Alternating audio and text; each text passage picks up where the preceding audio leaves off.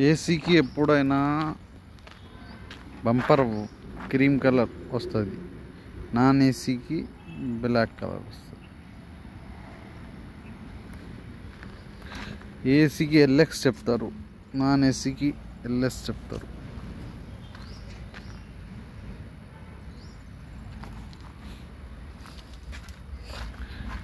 లోపల బ్లోవర్స్ ఉంటాయి 4.